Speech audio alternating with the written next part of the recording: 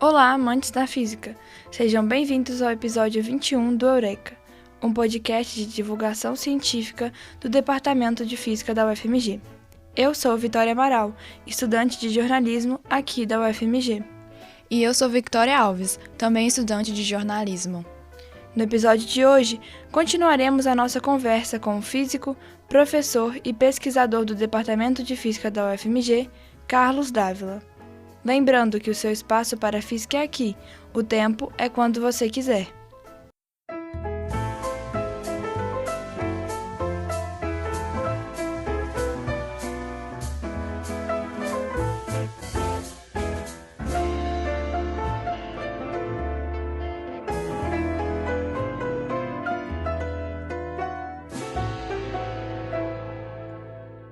Olá, professor! Muito bom ter você aqui com a gente para fazer esse segundo episódio, conversar um pouquinho mais com você.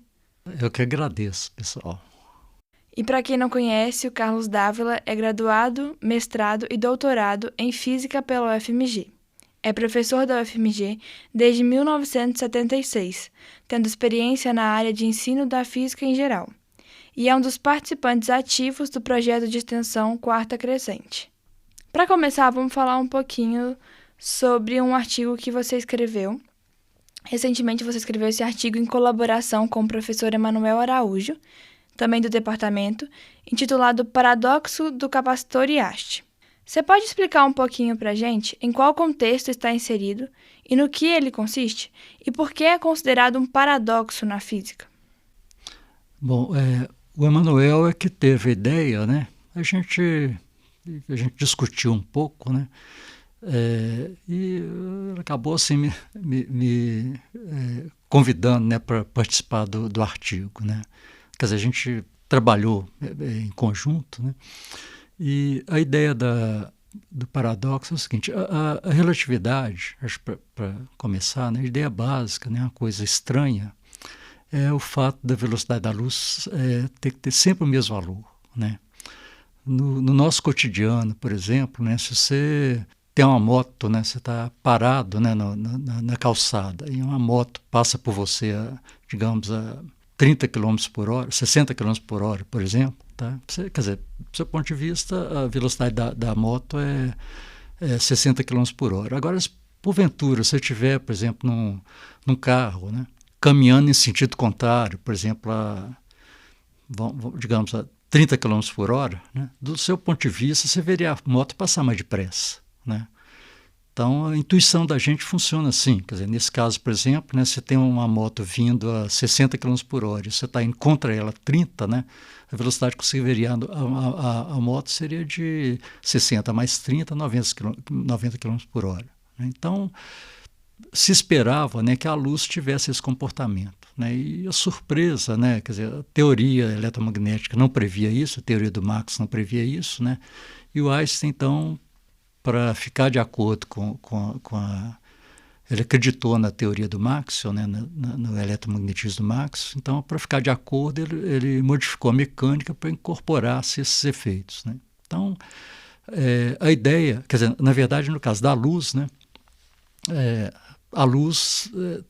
qualquer que seja a situação, né, a luz propagando no vácuo, né, ou no ar, na prática, né, se você vai contra um raio de luz, você foge dele, ele sempre vai passar por você na mesma velocidade, né, 300 mil km por segundo. Então, é um resultado assim estranho, né, difícil da gente, não coaduna muito com o que a gente tem no nosso cotidiano. Então, a natureza, para resolver esse problema, se você mede a velocidade da luz, você está em movimento, indo contra um raio de luz ou afastando dele, né? O que a natureza faz é o seguinte, né?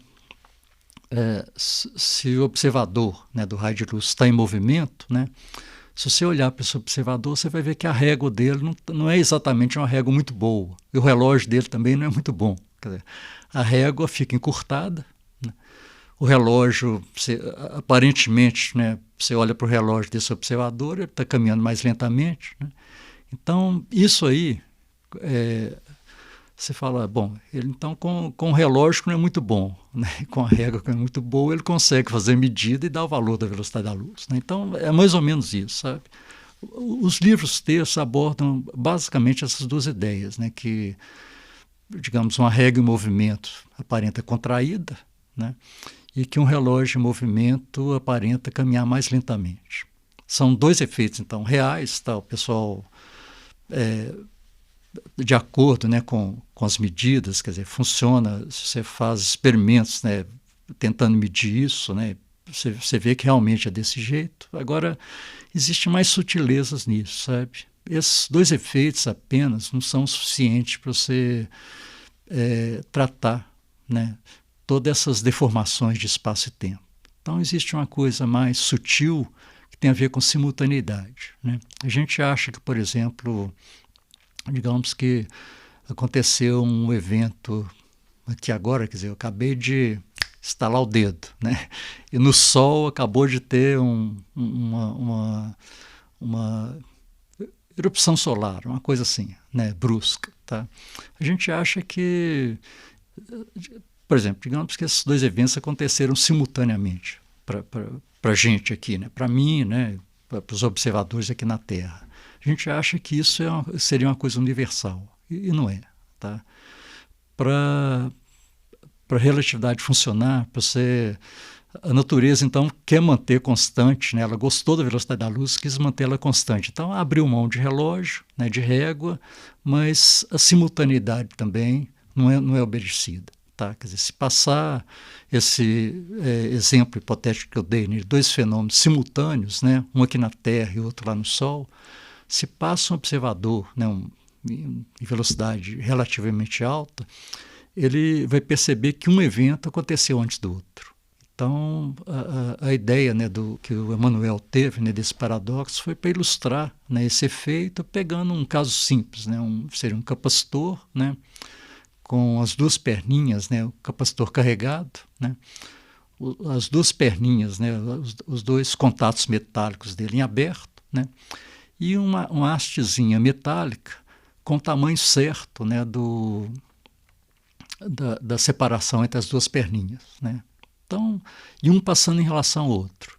Se o tamanho for da haste é o mesmo da separação entre as perninhas, né, você fala assim, bom, então na hora que a frente da haste, né, encostar numa das perninhas, a traseira vai estar encostando na outra, o capacitor vai descarregar. Na hora que você põe esses resultados da relatividade, né, que um objeto em movimento aparenta contraído, aí surge um aparente paradoxo, né, porque, do ponto de vista do capacitor parado, a hastezinha metálica que vai fazer o contato está mais curta. Então ela não consegue contactar simultaneamente, né, da ideia simultânea intuitiva que a gente tem, não consegue fazer o contato simultâneo das duas perninhas do capacitor e descarregá-lo, né? Então, do ponto de vista do capacitor, a haste está encurtada, ele não vai conseguir descarregar. Já do ponto de vista da haste, né, as perninhas, né, é que estão mais curtas. Então, quando uma perninha encostar, né, a primeira encostar lá, a outra tem chance de estar encostando também, porque a haste é bem mais comprida. Então, desse outro ponto de vista, o capacitor vai descarregar. Então, a ideia que o Emmanuel teve foi essa, sabe, de ter um paradoxo aí. Então, se você leva em conta, por exemplo, só essa contração do espaço, né, de régua em movimento, contrai, então a haste, a perninha do capacitor, dependendo da situação, contrai, você tem um paradoxo, né? É claro que a natureza não pode ficar nessa situação dúbia, né? O capacitor ao mesmo tempo descarrega e não descarrega. E o fenômeno então que está por trás disso, né, que resolve, é a questão da simultaneidade. A ideia do Emmanuel, né, e do artigo seria tentar divulgar, público em geral, né, essa ideia, esse conceito de simultaneidade, que eu acho que, do meu ponto de vista, quer dizer, acho que é mais geral, né, acho que boa parte das pessoas acha que é o conceito mais difícil dessa cinemática da relatividade especial, né. E é bem difícil também de explicar sem ter uma imagem, né, porque é bem visual. Facilita enormemente, né? A relatividade é uma teoria geométrica, sabe, de espaço e tempo. Então, na hora que você coloca diagramas de espaço-tempo, né, e aí você consegue ver realmente a situação. Eu deixo em aberto aí, sabe? Não, a situação, quer dizer, fica a referência, né, desse artigo, né, está em português, publicado na Revista Brasileira de Ensino, né, fica aí uma propaganda, então, né, despertar a curiosidade de como que a coisa é resolvida. Tá? Se o pastor descarrega ou não. Né? A gente vai deixar o link do artigo aqui no box de informações e no Instagram também a gente vai colocar uma imagem lá para o pessoal conseguir visualizar melhor. Uhum. E quais seriam as implicações do paradoxo de capacitor e haste para a física teórica?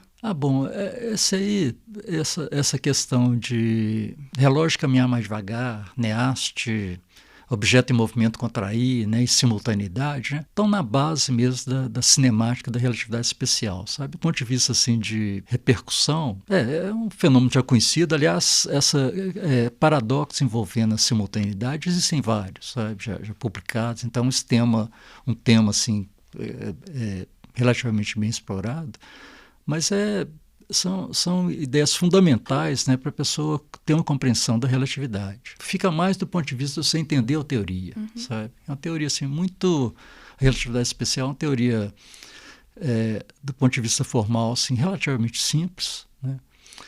Agora, acho que a grande dificuldade da relatividade, a gente percebe no ensino, sabe, as pessoas que estão aprendendo. Para você aprender é bem fácil, sabe? São poucas coisas que você tem que entender, né? Agora, a grande dificuldade é você se livrar dos preconceitos, né? Das ideias que a gente tem do cotidiano, sabe? Então, você às vezes aprende aquela teoria, consegue fazer cálculos naquilo ali, né? Não é nada muito complicado, mas você ainda carrega, né, um punhado de ideias errôneas, sabe? Uhum.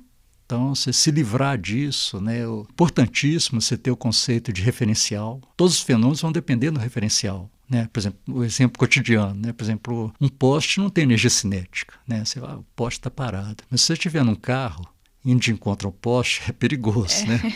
Do seu ponto de vista, no seu referencial, ele tem energia cinética. Né? Então, a física é altamente dependente de referenciais. Agora, no nosso cotidiano, desde o colégio, né, quando você aprende física, você acaba se esquivando, sabe, desse aspecto. Você trata cada problema ali, né, sem ter que se preocupar com isso. Uhum. Né? Agora, quando você vai mexer com relatividade, por exemplo, nesse caso, relatividade especial, tem que ser uma norma, sabe? Então, em qual referencial que você está estudando o problema? Então, isso tem que ficar claro, sabe?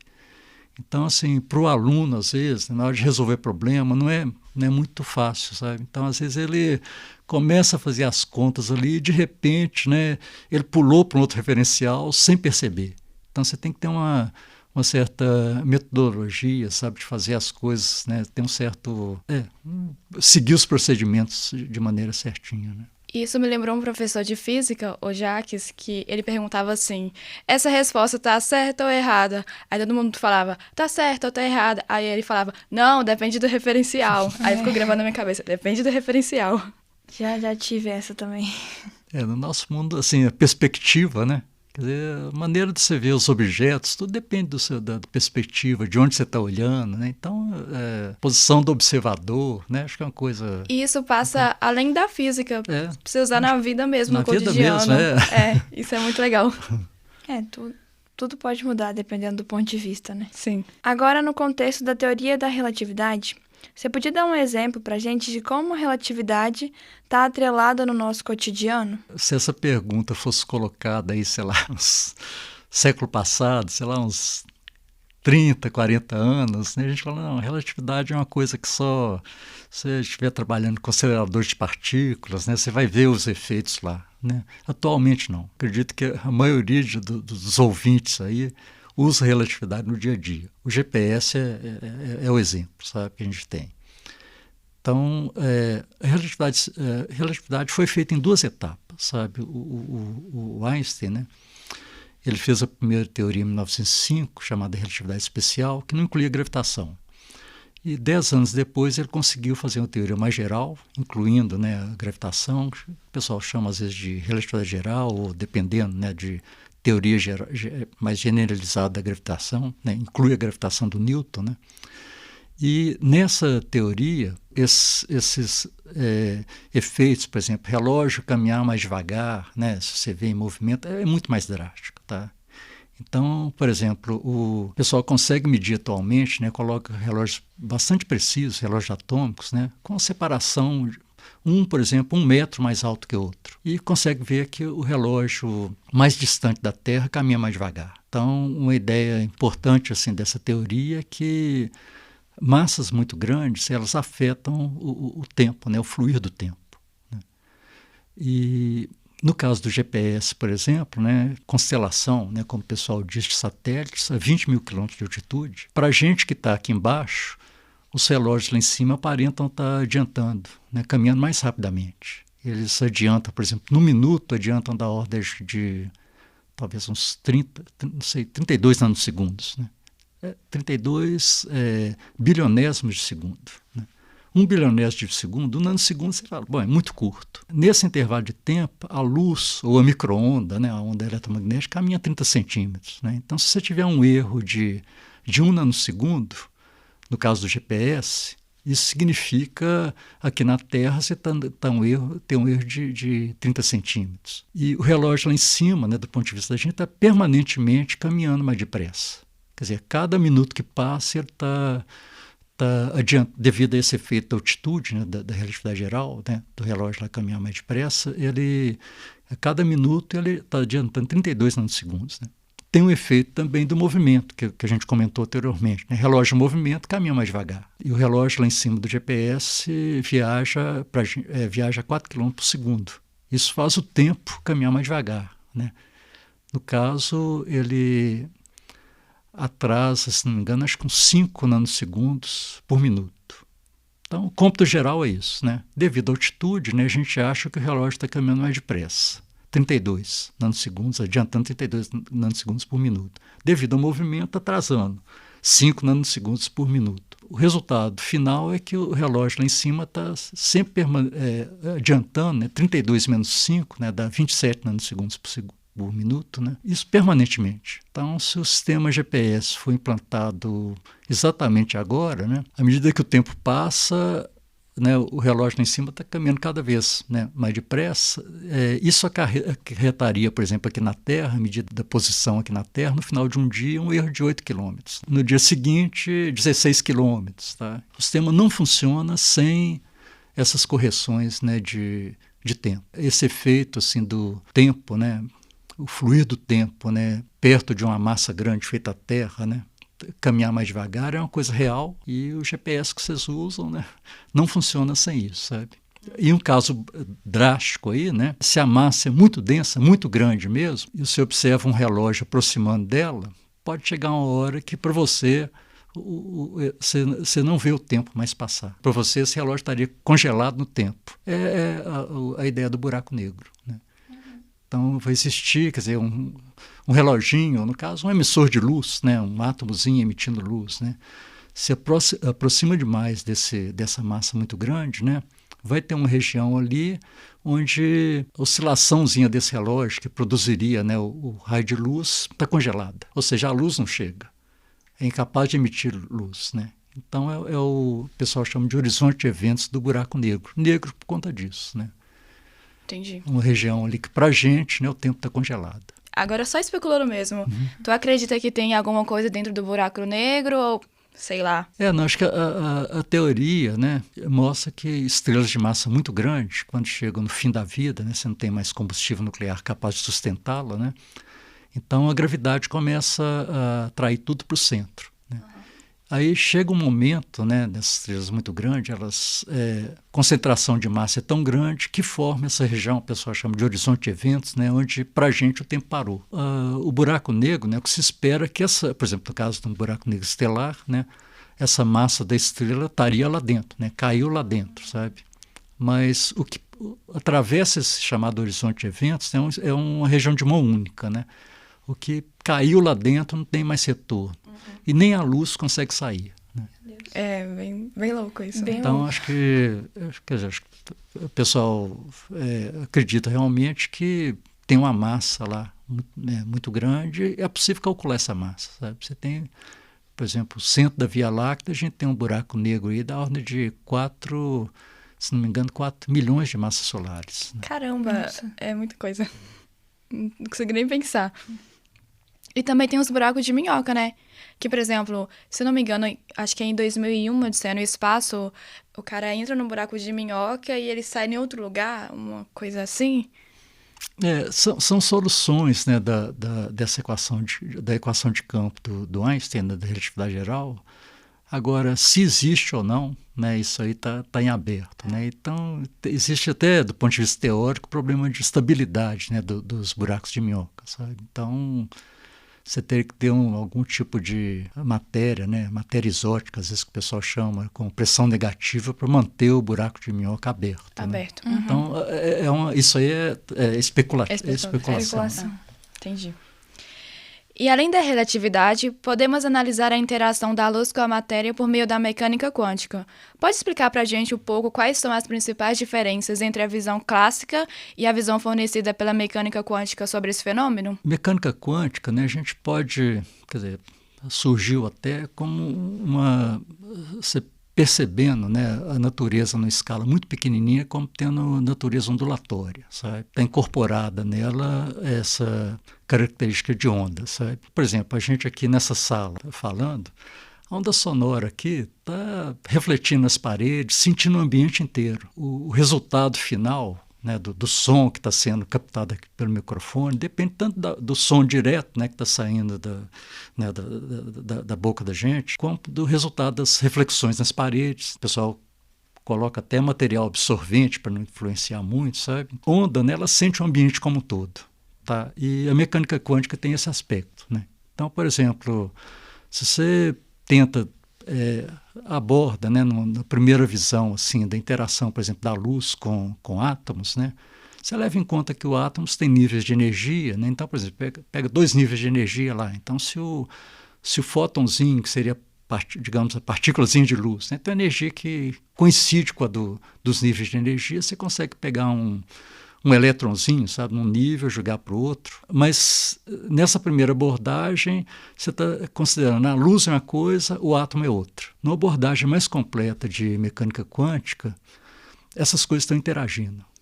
Então, acho que igual o som que a gente comentou aqui, tem uma interação, e isso pode fazer com que esses níveis de energia, separações dos níveis, ficam um pouquinho diferentes, sabe? Pode haver um desdobramento aí, né, de níveis de energia. Então, você tem sutilezas quer dizer, você tem que acrescentar algumas coisas nesse tratamento. Mas isso acontece com ondas, sabe? Por exemplo, a gente gosta muito, por exemplo, em aula, por exemplo, eu gosto muito de mostrar lá o caso dos osciladores, né? Acontece, então, simplesmente oscilação, né, de onda. Você pega 2 osciladores iguaizinhos, poderia ser 2 pêndulos iguais. Né? Então, você fala, um tem a mesma frequência do outro, né? Se eles estão separados. Mas se você permite uma interação entre eles, aí essas frequências se desdobram em 2. Né? Então, quer dizer, se um está interagindo com o outro, né, você tem uma influência ali, não é simplesmente a frequência de um e do outro. Né? Você tem essa interação, provoca uma coisa a mais, sabe? Uhum. Então, a mecânica quântica é obrigatório, sabe? Você pegar tudo, né? Inclusive o aparato que está fazendo a observação, né? Você tem influência, né, de tudo. Né? Você tem, o pessoal às vezes usa um termo aí de ter um comportamento holístico, né? Tem que pegar tudo. Né? Para a gente finalizar esse bloco, você disse que gosta muito de estudar. Tem alguma coisa específica que você está estudando no momento? Por exemplo, física, né, eu gosto muito, então tem... E o leque assim, de interesse é muito grande, sabe? Então, acho que no momento, né, eu acabei de ler um livro de um autor italiano, né, Carlo Rovelli. Né? Então, já li alguns livros dele. Né? Por exemplo, esse livro foi mais recente, né, chama Buracos Brancos. Né? Então, mas...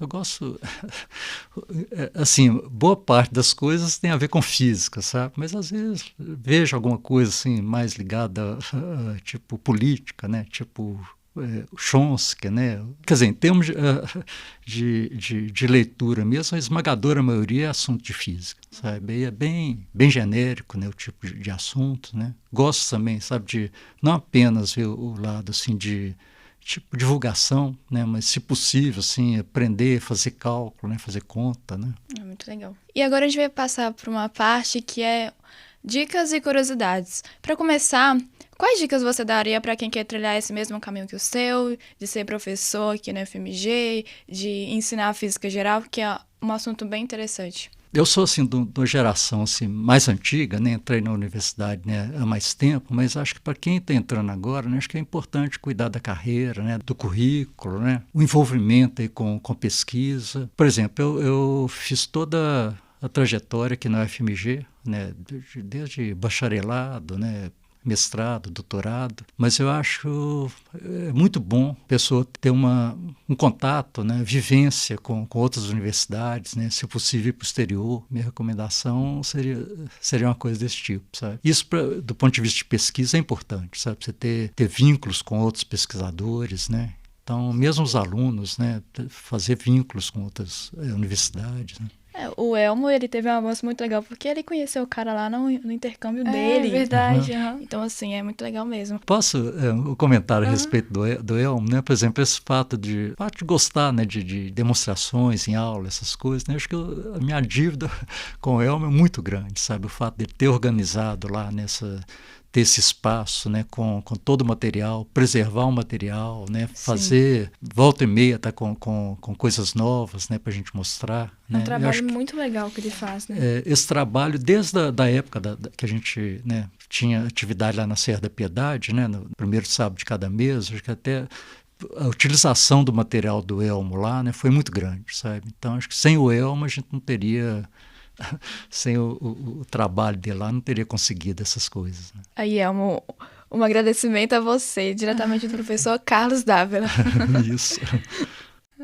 Eu amo ele realmente. O trabalho que ele faz, a gente conseguiu perceber que deve contribuir muito, né? É muito importante. Para o ensino, para a aprendizagem. Eu acho ele que se eu tivesse... excelente profissional. Eu acho que se eu estivesse começando física agora, sabe? Eu ia querer ser monitor da sala de demonstrações do Elmo. Né? Você é aluno de física, tá vendo? É mais um sinal. Bom, agora a gente vai fazer um bate-bola. Seu livro preferido? Bom, assim, de estalo, né? Acho que não veio nada aqui, né? Nenhuma lembrança assim, de livro, sabe? Mas um que eu comentei no início, né? A respeito de um autor aí, o matemático, né? Norbert Wiener, né? Foi um livro que teve uma influência muito grande. Eu li quando eu estava ainda no colégio, no científico, né? Foi Cibernética, né? Informação e controle, subtítulo, né? Informação e controle no animal e na máquina. Depois eu li um livro assim dele mais de divulgação, mais simples, que era Cibernética e Sociedade, né? O subtítulo era Uso Humano de Seres Humanos, sabe? Então esse livro teve uma influência muito grande. Agora, atualmente eu não sei, sabe, se faz mais muito sentido, né? Uma música. Minha mãe, né, quando eu era pequena, ela dava aula de piano, então eu gosto muito de música clássica, sabe? Agora, em termos de música, eu sou meio antigo, né? Bossa nova, né? Mas é gosto muito de jazz. É né? bom. É muito bom. Então... Um filme. Bom, veio na memória aqui né, que acho que foi marcante, que tem a ver um pouco com essa parte que eu comentei no início, né, que foi o 2001. Né, eu assisti na época que foi lançado, né, do Stanley Kubrick, né, o 2001, Odisseia no Espaço. Né. Tem algum esporte que você gosta de praticar? Bom, atualmente o que eu faço assim, é mais exercício físico. Né. Eu gosto muito de caminhar, vou e volto para casa, que dá 8 quilômetros daqui. Né. Agora, de uma atividade que eu gosto muito, sabe, é de mergulho, né? Já mergulhei muito mesmo, assim, mas antes da pandemia aí, mais de uns 30 anos, né? Direto, né? É muito Então, tempo mesmo.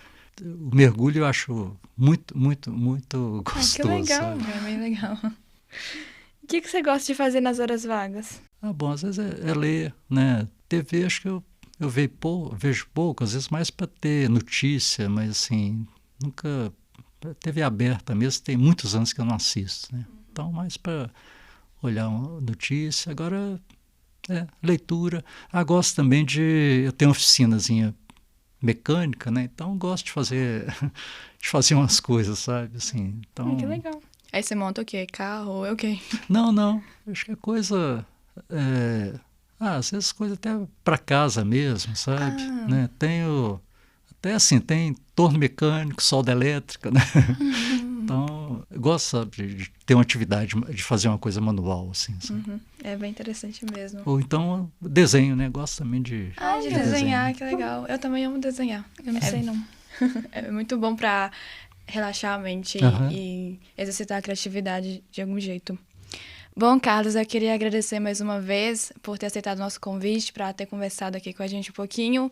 Tem alguma consideração final, algo que a gente não perguntou? Bom, agradecer então, né, novamente a vocês, né, quer dizer, acho que senti assim meio lisonjeado assim de ser, né, do convite, né, de vocês, do Bruce, né, e acho que foi um prazer aqui. Acho que vocês me deixaram à vontade, né, simpatia, que bom. né. A gente fica agradece, feliz. a gente ficou muito feliz com isso. Agora, queria agradecer a você que esteve conosco escutando o podcast. Muito obrigada pela atenção. Não esqueça de compartilhar esse podcast com as amigas, família e entusiastas da física. Estamos no Instagram também. Lá você pode saber de antemão quais serão os próximos convidados. É claro, além de outros conteúdos incríveis sobre física. Então segue a gente lá, @EurekaPodcastUFMG. Nos vemos no próximo episódio. Este podcast é um projeto de extensão do Departamento de Física, orientado pelo professor e pós-doutor Bruce Veiga e pela bibliotecária-chefe Gislene Rodrigues. Roteiro assinado por Júlia Manata e Victoria Alves. Edição de Victoria Alves. Gravado no Laboratório de Experimentações Sonoras da Fafiche, UFMG,